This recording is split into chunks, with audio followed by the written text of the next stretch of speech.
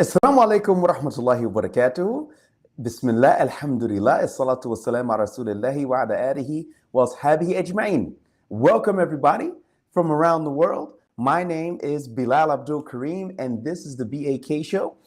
We are broadcasting live from northern Syria, and we are on X, and we are also on YouTube. So we want to welcome everybody to our program. Alhamdulillah, we are happy to have everybody here. Now, as everybody should know by now, that this is your show. We want to know what you think. We want to give you an opportunity to ask your questions. If we can answer it, then we're going to. If we can't, then we'll just have to say, well, we don't know the answer to that, and we'll try to find out. Mostly we talk about Middle Eastern affairs or affairs which affect Muslims around the world. So we're going to get started here, and we're going to let everybody know firstly and foremostly. We want you to know about a project that we're working on, and it is at medina.com/Voices of Truth. Voices of Truth is a project which I am heading, wherein we are giving a voice to the voiceless, those people who used to, who spent time in Essex prisons, were tortured, that had family members who disappeared, who never thought they would have an opportunity to tell their story. Well, we're going around the country and we're filming their stories, giving them an opportunity to now tell the world what happened. You could just imagine during those times, those trying times, and when they sat in a cell, maybe by themselves or with other people with no contact to the outside world, they never thought they'd have an opportunity to say, hey, this is my story. And that's what we're doing here. And we really could use your help, brothers and sisters. Please go to our crowdfunding page. That's medina.com/Voices of Truth. Medina.com/Voices of Truth. And take a look and see what we are doing there. We really need your help. Okay, everybody from around the world, let's get started here. Well, first of all, I want to talk very briefly about a man that's getting a lot of press these days, and he's running for mayor of New York City. And his name is Zohran Memdani. Now, he is a Ugandan-born Muslim, and he's running for mayor of New York City. Ooh, interesting. All right, but what makes this even more interesting? Now, look, people are going to say a lot of things about him. That he is a socialist, which he is by his own admission. Basically, he believes that government should have more of an oversight in economic affairs and not just simply a free market. Basically, the market regulates everything. And there's more we could say about that. They say he's a communist, which is not true. That's Donald Trump's fantasy or something along those lines. As a Muslim, I'm going to tell you I'm not excited about him. He supports LGBTQ. This is, of course, against our religion. We just can't do stuff like that. All right. So now, after having said that, this guy is super interesting, and I'm going to tell you why. Because he is the first person to run for a major position in an election, and he's anti-Israel since the 2023 attacks that were carried out by Hamas and other groups that aided them. Now, this is important. Let me tell you, brothers and sisters, something. Why would it be important that if he gets elected, that it could possibly change everything? He's not even running for the Senate. He's not running for Congress, but he is running for the biggest city in America, and that's New York City. The largest concentration of Jews in the world outside of Israel is in New York City. I say this again. The largest concentration of Jews around the world outside of Israel is New York City. Now, he defeated the Andrew Cuomo, who is very Israeli friendly, in the primaries this past summer, and it shocked everybody. Now, here's the deal. the issues that they talk about, housing, they talk about a lot of other things, and that's important. There's no question about it. But there's a huge thing that's there, and that's that he's anti-Israel. If he wins, this would have the opportunity to expose to candidates across America that you can have a moral compass and win a major election. I'm going to say that again.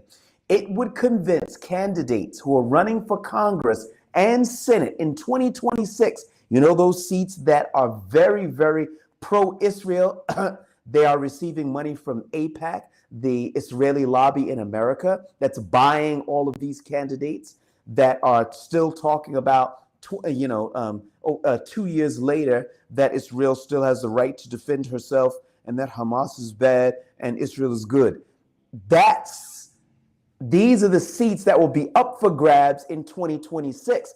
But here in 2025, this Zohran Mamdani running on an anti-Israel platform, if he wins, that signals to everybody around America, candidates, you can have a moral compass and you can win a major election. If Mamdani can do it in New York City, the highest concentration of Jews anywhere on the planet outside of Israel, brothers and sisters, it could be major. So we're watching this as it unfolds. We're going to take a look at it as things go forward. I'd like to know what you guys think about it, and and we'll start to take it from there. Okay. We've got Ham Tanks who says, Assalamu alaikum wa alaikum salam wa rahmatullahi wa barakatuh. Good to have you, man. Good to have you. Also, for those who are on Twitter, you can also, if you've got something to say, let's hear from you. Okay, we've got Melino here who says, Assalamu alaikum. What's good, Bilal? You're a good man. It's good to see you. Good to have you here. Now, Melino also comes back and says something interesting here. Is socialism haram? And can democracy come under Sharia law be halal? Like the people chose, but nothing goes against Sharia. Honestly, I feel like a socialist. Okay. All right. The first issue is socialism haram? Having the government regulate economic affairs. I'm not a sheikh, and I don't think I'm going to give any fatwa here, but I don't see anything wrong with that. Actually, one of the problems in New York City is housing and affordable housing. My sister lives in New York City. And that's a major problem for people in New York. Rents are continuing to go higher and higher, and salaries are just not matching it. And there are a lot of people who are getting eviction notices, and they struggle to find housing, paying thousands of dollars for inadequate housing. It's a big problem. But you also have to understand that the one that's running against him, Cuomo, wants to keep the status quo. That's why Cuomo is still there, even though he got his butt kicked in the primaries. But now he's no longer running under a Democratic ticket. He's running as an independent. Don't think it's going to make a difference. But the point of the matter here is that socialism haram? I don't know anything about it that is haram. If you've heard something about it being haram, something specific, then we can entertain it. Because from what I understand, that everything is halal except that which is haram, and not the other way around. Okay. It goes on. Like the people chose, but nothing goes against Sharia. Okay. When the people choose, if there's nothing going against Sharia, for example, if there's a place where they understand that the laws are made from the Quran and the Sunnah, and they may make a law or something like that that doesn't oppose the Quran and Sunnah, but doesn't, like traffic laws, that doesn't oppose the Quran and Sunnah. It's a part of public safety.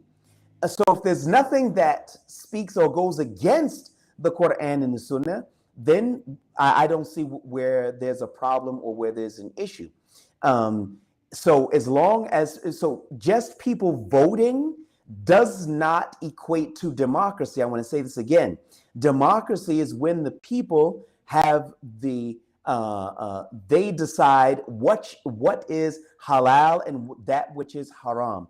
That's what democracy is. For example, people could vote on having a referendum, having casinos. People might say that, well, we need casinos because the people need jobs and such like that. In a Sharia compliant state where they may have elections, we ain't voting on that.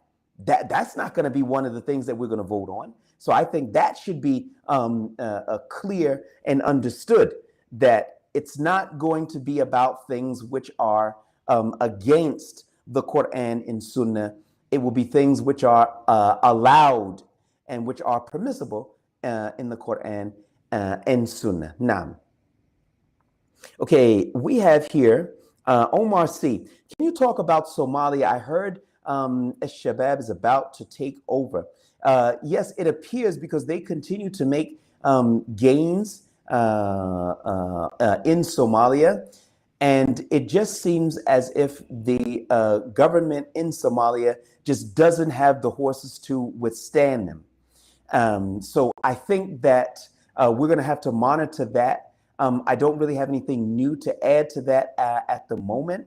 We're going to try to see if we can get someone on here from Shabab who can tell us more in terms of what they would like to do if they were to capture Mogadishu and to take over Somalia. I think that's important, particularly before they take it over, because we've seen other instances where people take over stuff and they do all kinds of weirdo things and then they change up. Okay, but after having said that, we've got here Jutin says, Salam from Albania, Kosovo. Wa alaikum salam wa rahmatullahi wa barakatuh. Good to have you. All right, Kurdi is here. And he says, Assalamu alaikum wa rahmatullahi wa barakatuh, Mr. Bilal. Is there any new status of your case, U.S. drone strike? Do you think you're still a person of interest for these kill lists? That was something that took place back in 2015, where there was a drone strike on my car. I raised a case in Washington against the U.S. government to force them to reveal whatever evidence, if they feel they have, against me. And that case was put out of court. Why? Because they cried state secrets, state secrets. They never presented any evidence. They didn't even say whether I was on a kill list or not. So then we raised a second case against them in a court in Washington, wherein it was an appeal. And it ended in the same way: state secrets, state secrets. But that took place in 2015. There have been no subsequent attacks after that, after raising those cases. And I did have some communication from some people who work in offices in Washington who said if I wanted to go back to America, that there's no case against me. However, I'm not interested in going back to America because the story's not in America, the story's out here.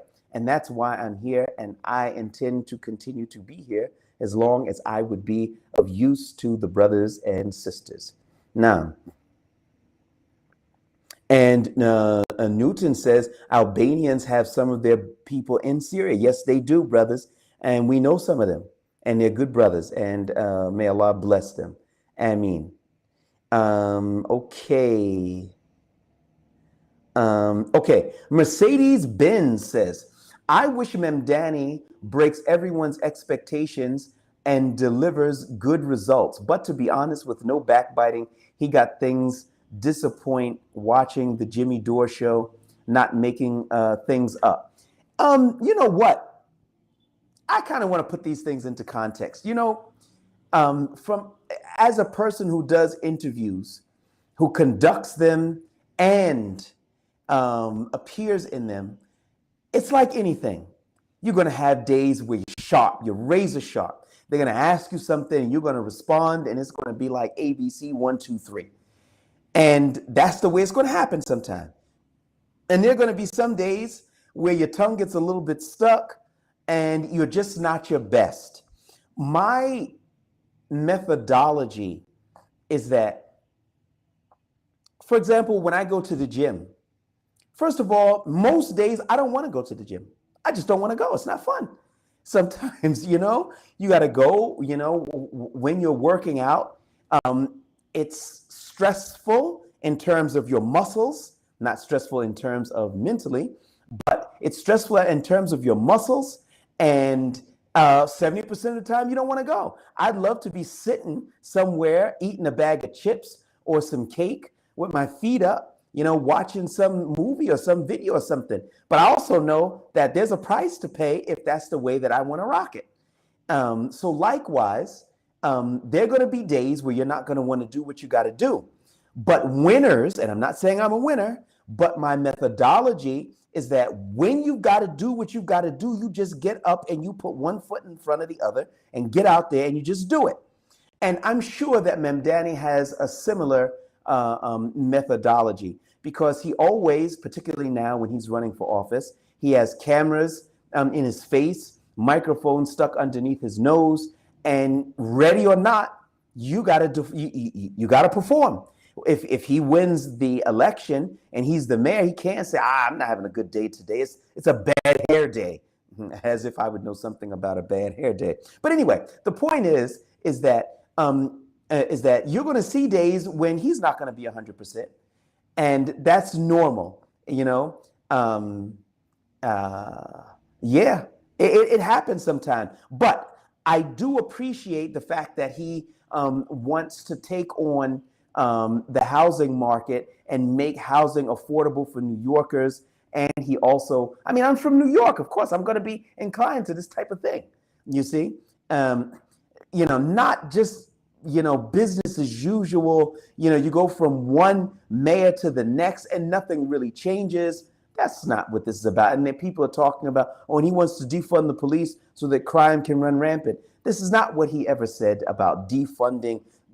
Like all of a sudden, we're going to cut the police force out. There's not going to be a police force. This is not what he's saying. And in addition to that, they charge him with saying that he wanted a global intifada. Number one, he never said that global intifada. He never said that.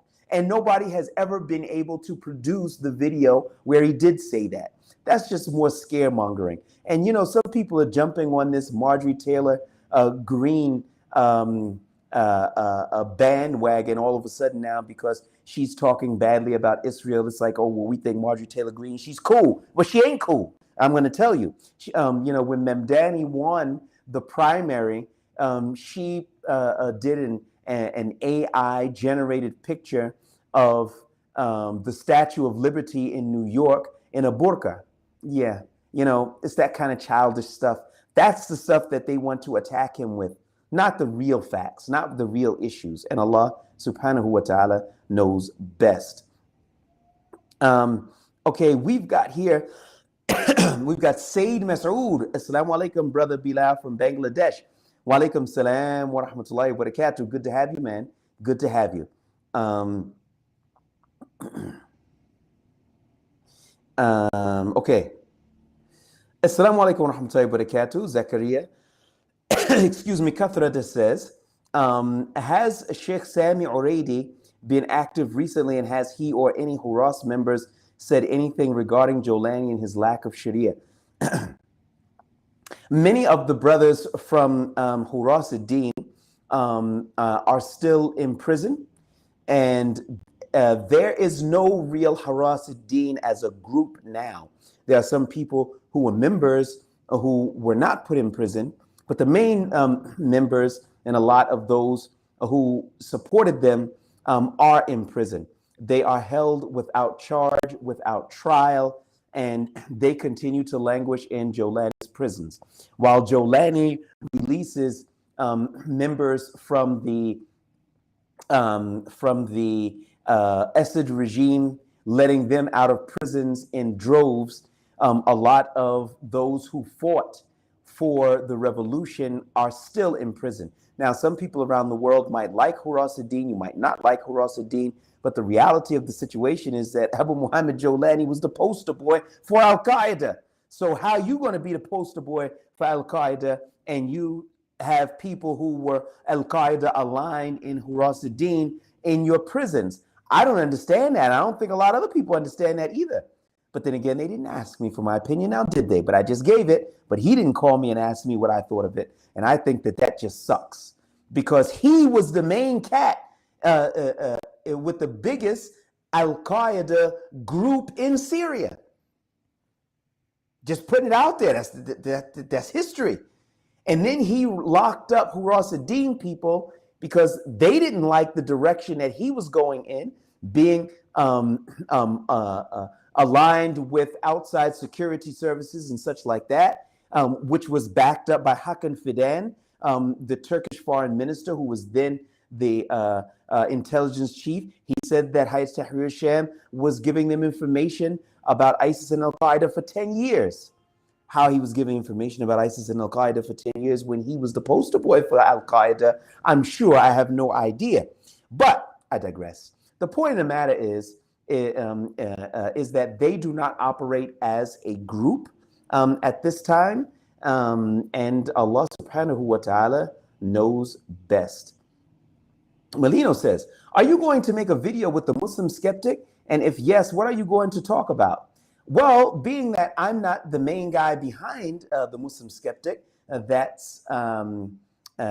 is Haqiqat Joe, and that's his outfit. So I wouldn't really be able to get up there and just say, well, this is what I'm going to talk about, and just push him to the side and start talking. It doesn't really work like that. If he wanted me to appear on one of his programs or something like that, and all, I wouldn't have a problem with that. I'm for working with anybody who's doing something that would benefit the Muslims. That doesn't necessarily mean that I agree with everything he says and he does, particularly the way I think that he speaks about Muslims, calling them bootlickers and such like that. I don't think that that's a good idea. I'm going to be honest with you, but I do see that he does a lot of things which are pretty good, and he's pretty vocal on some stuff that needs Muslims to be vocal about. So yeah, if there was something that he thought I could add something beneficial to, I would be up for it. No, not a problem at all. Okay, Nick says, listen, isn't it horrible that Israeli leaders will bring out the red carpet to bring Jews into their countries, and you can put your life at risk for Muslim leaders and they won't even give you a driver's license? On the real to real, that's the real deal. Here in Syria, the Muhajirin don't have driver's license. The Muhajirin don't have ID cards. The Muhajirin don't have official status in the country. The Muhajirin, they are looking for status, particularly for their families, because what will happen in the future? Will their families be forced out? Maybe Donald Trump will wake up one day and say, you know what, Ahmed Shara, get rid of them guys. What will our status be like? Will he obey an order like that? If so, what's that going to mean for us? How come we can't have official status? What's everybody waiting on? How come we didn't have official status going back to 2018 when the country, or I should say Idlib and the surrounding areas were taken over by Jolani, Hayat Tahrir al-Sham? The presence of the Muhajirin, in my estimation and the estimation of a lot of other people, should have been normalized at that time. It wasn't. So it happened. That's the way it went down. Okay. But let's correct that problem, that mistake, because we're assuming that was a mistake. So it's time to correct it. And that's why we sent a letter of petition explaining to the government that the Muhajirin are asking for citizenship and equal rights. So let's hope that the brothers respond favorably. Now, Vitland says, if you, Brother Bilal, if you collaborate with Traniel Hashiju, you will lose all credibility among real Muslims. Do not work with this crypto Shia. Well, I will explain to you something. I don't understand him to be a Shia. I understand that he's a Sunni Muslim, and people can correct me because I don't claim to watch all of his videos or even a lot of his videos and all. I just see things from time to time. Again, I don't always agree with his approach in terms of the way he speaks in a derogatory fashion against Muslims. I think that will isolate people more than bring them in to the dawah. After having said that, he speaks about some things which I think are pretty good and that Muslims should be speaking about. Once again, if there is a topic which I could bring benefit to the Muslims, I think I would be up for that. And I'm not overly concerned about losing my credibility with so-called real Muslims. I think that my position has always been allegiance to the Quran and the Sunnah. If the Quran and the Sunnah forbids me from doing that, then I wouldn't be interested in the least. But if there's nothing forbidding me from doing that, and I can express my views freely, then I might be up for it. But we'll have to wait and see. It's all speculatory because nobody invited me. So why are we talking so much about this? Okay, Ham Tank says, what's your opinion about the secret black op in North Korea, and what can Muslim states learn about it? I'm sorry, I don't know enough about the black op which took place in Northern Korea. I'm sorry. I will try to get to find out more about it. Maybe if you can come back the next show. I'm really sorry about that. Another question here is, it's a miracle you weren't injured in the drone strike. I was injured. I broke a bone in my foot, and I was on crutches for a while. I was picking steel and glass out of my skin for a long time, and yeah, it wasn't fun. It wasn't fun at all. So I was injured, but by the permission of Allah, I got better. Okay, next up, Sayyid Masood here. Brother Bilal, can you explain why there is a restriction on weapons in Daraa, Syria? Is this policy specific to Daraa, different to other states, and what made people groups Mujahideen accepted? Can of worms, brother. You just opened up a can of worms. But since you asked, I'm going to tell you exactly what's on the table. And it is as follows. First of all, where is Daraa? Daraa is in the southern part of Syria. It's nestled between two provinces, which is Suwayda and Quneitra. It's in the middle. And it's right on the border of the country known as Israel. Now, Netanyahu has stated he didn't want to have any armed government troops on that Syrian border, or his northern border or southern Syria. He said this back in March. And up until now, the government in Damascus has largely complied with that. I've been there, I've seen it, and that's the reality of the situation as it is known. This is the first thing. The second thing, why is there restriction weapons in Daraa, Syria? Well, there was a campaign wherein the government in Damascus said and stated that they wanted all arms to be controlled by the state. Okay, I can't say that that's not fair enough, to have all of the weapons to be in the hands of the state and all. Some people might, and I'm one of them, who feel that every Syrian should have the right to bear arms. But if you're going to confiscate heavy weapons and such like that and everything, I bet if that's the way that he's going to govern, that's the way he's going to govern. Oh, wait a minute. But there's a big problem with that, because somehow They confiscated weapons from Sunni Muslims, but oh, wait a minute, they forgot to confiscate the weapons from the Druze militia forces. How did that happen? I don't know how that happened, but it did. And that huge imbalance in southern Syria. Weapons were confiscated from Bedouins and Sunni Muslims, but they were not confiscated from the Druze militia tribes. This is the information as I know it. And if someone has information contrary to that, I would be more than happy to entertain it. But this is what was reported to me during my visits and my contacts that are there in southern Syria. And what made the people of the groups of the Mujahideen accept it. You see, brothers and sisters, you have to understand something. Nobody wants to go, wants there to be an intifada, an uprising against the new Syrian government. Nobody wants that. They want to correct the government more than they want to oppose it, particularly militarily. And the reason why I speak out against certain policies of the government, because there's not going to be change if you're not going to talk about it.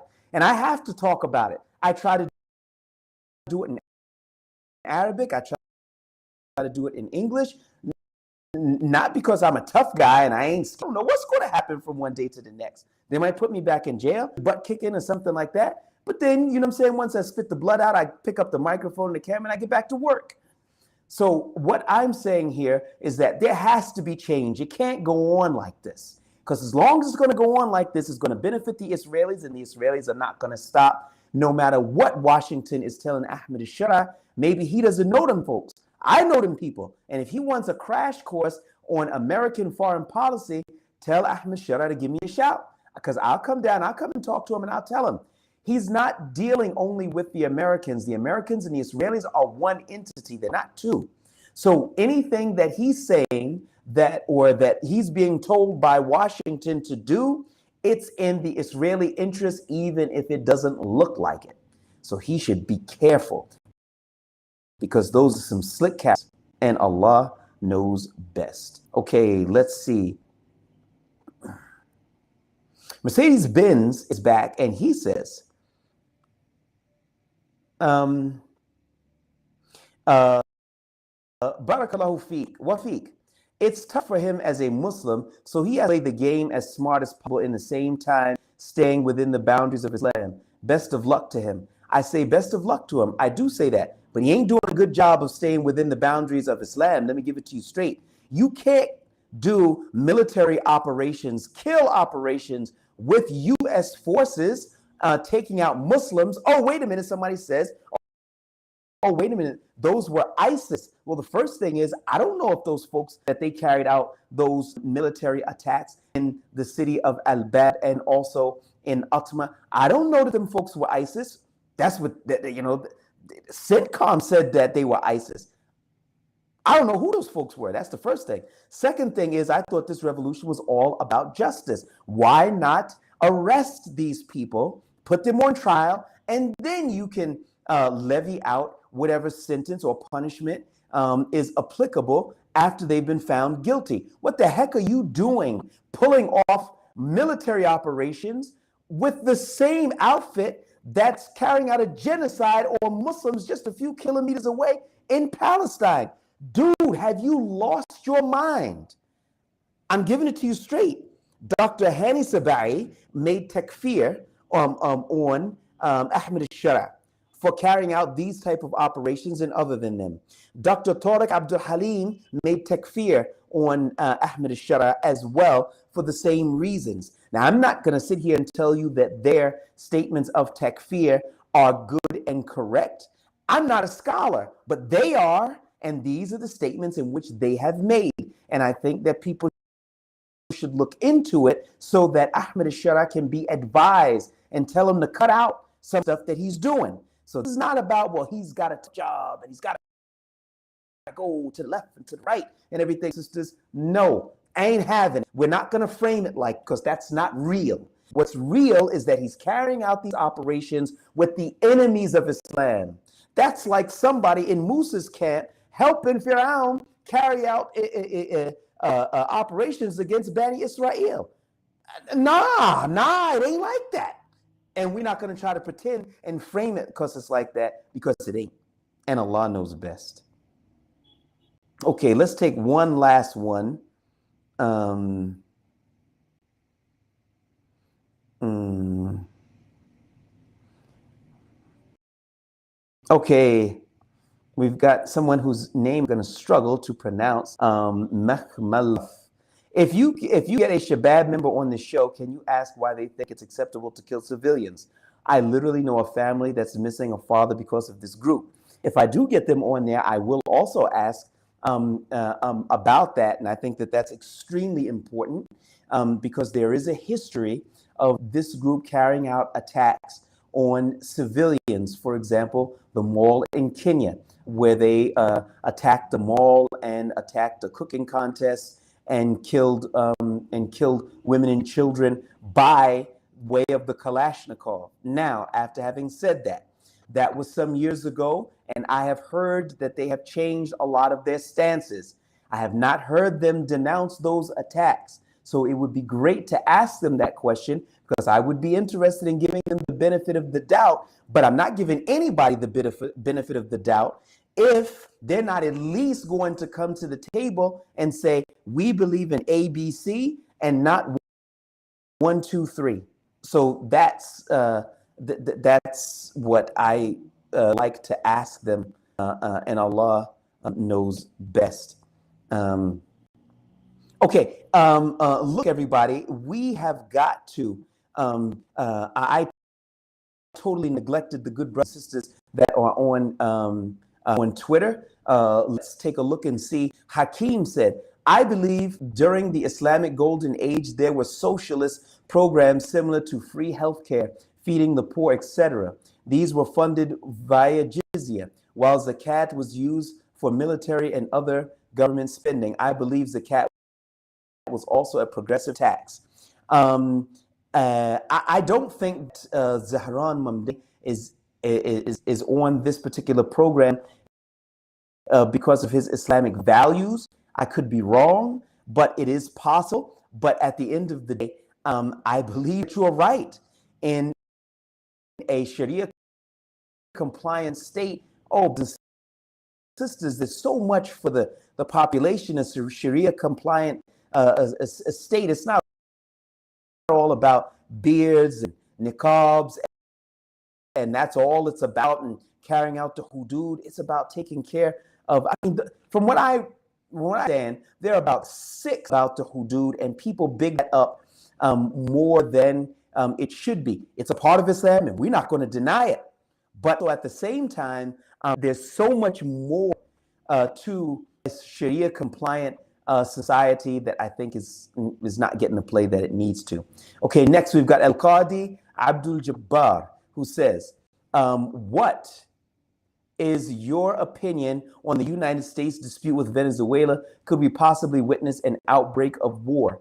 Well, when you're bombing other people's ships, there's always that possibility of war. Now, I really am not in a position to tell you, anything about that being correct or incorrect, because I don't know what's on those ships and such like that. But I can say one thing: whatever Donald Trump tells you, it's always the opposite. The opposite. I'm going to say that again. Whatever Donald Trump tells you, it's almost always the opposite.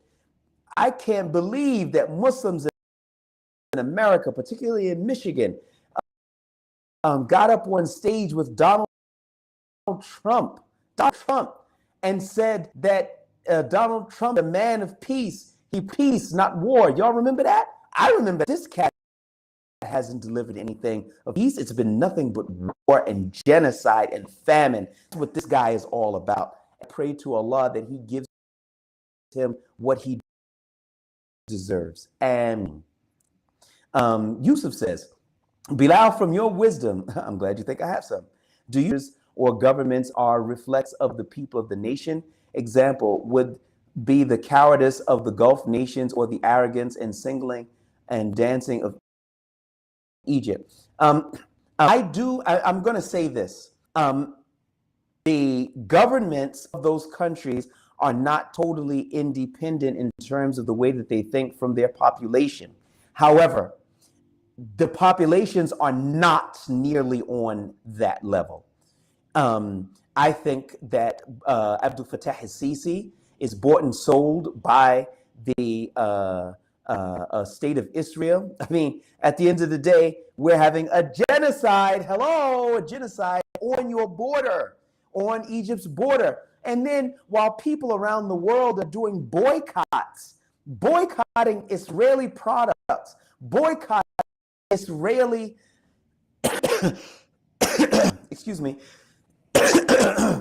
Israeli services around the world in order to weaken the Israeli economy. Even the Houthis, what they're doing by attacking ships passing through the Straits of Mendeb, which is a small 21-kilometer strait off the coast of Yemen, that's so that it weakens the Israeli economy. And then Abdul Fattah al-Sisi, like 3 weeks ago, and his government does a $35 billion deal, gas deal with the Israelis. Is this a dream? What's up? What are we doing here? What is this about? You understand? And Allah subhanahu wa ta'ala knows best. So yes, the people of these countries need dawah. They need it. They need it like a baby needs milk from the mother. Having said that, the populations aren't nearly on such a kufr level as their leaders, because their leaders are installed and maintained by the enemies of Islam and not the other way around. All right, we got one last one here. We got Yusuf, who says, Salam, Bilal. This is Yusuf from Bay Ridge, Brooklyn, New York. You're brave, full of faith and love, and you love Islam. I wanted to say, be careful with everything you say because you're too honest, where it can get you into bad situations. Your podcast and you yourself do a lot of good for the ummah. Allahu Akbar. Listen, Yusuf, you got to DM me, man. Got to DM me, send me your WhatsApp. Oh, man, it would be great to hear from you. Grand to hear from you. This is the first thing. The second thing is this. The reason why I'm saying the things that I'm saying is as follows. I want you to imagine that a nuclear bomb lands in a crowded city, but it doesn't explode. There are kids who eventually pick up rocks and start throwing it and hitting the nuclear warhead. Why? Because it makes a cool sound.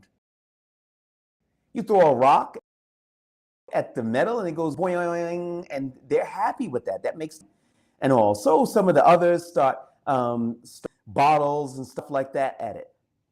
But me and other adults are looking at this in utter shock and horror because they realize what those kids are doing, even if the kids don't see it yet. We as adults, we see it. And we would be obligated, whether the kids liked it, whether the kids decided to throw rocks at us, because we're saying stop throwing rocks at that nuclear weapon. We obligated that we got to tell kids, listen, you better cut it out. Something bad is about to happen. And this is what's happening to the ummah. And this is what's happening particularly here in Syria. The state of Israel has a big portion of Quneitra province in the southern part of Syria. Their man, Hikmat al-Hajri, who leads the Druze force in Suwayda, they've taken over all of Suwayda. So you can say that Tel Aviv is running the show in Suwayda. The Daraa province, many of the weapons have been taken, as we talked about earlier. And in addition to that, they have no Damascus government troops in those border areas, which is a musibah in and of itself. And we have the Kurdish militia forces in the north who saw that Ahmed al-Shara's government is too weak to do anything in Suwayda. So all of a sudden now they're like, yo, why should we give up out? You see, well, the Turks saying, yo, you better give it up. We're coming after you. And the Kurdish militia forces in the northeast of the country are trying to arrange some dam or some Israelis. And if they get that support from the Israelis, cough, cough, America, then brothers and sisters, it's on. And that's what I think is probably going to happen. So we may be looking at Israeli influence all of the south of the country, south of Damascus, all the way up to the northeastern part. I don't have the luxury for my own personal security to be silent. I don't have the luxury for that. I would prefer that I speak and tell you as it is because I love you.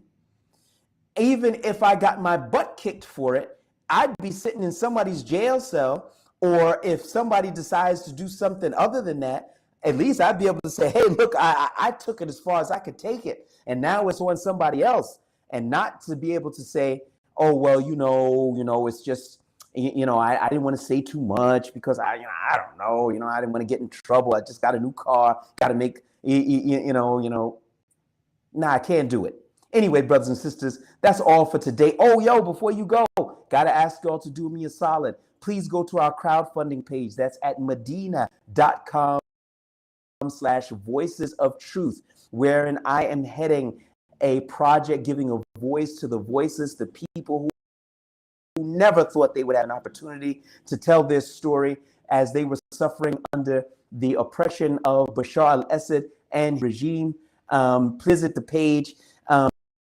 Just take a look at it. Even if you can't do anything today, maybe tomorrow. That's Medina, that's ADINAH.com/voices of truth. No spaces. I am your host, Bilal Abdul Kareem. Jazakum al khaira. Wassalamu alaikum wa rahmatullahi wa barakatuh.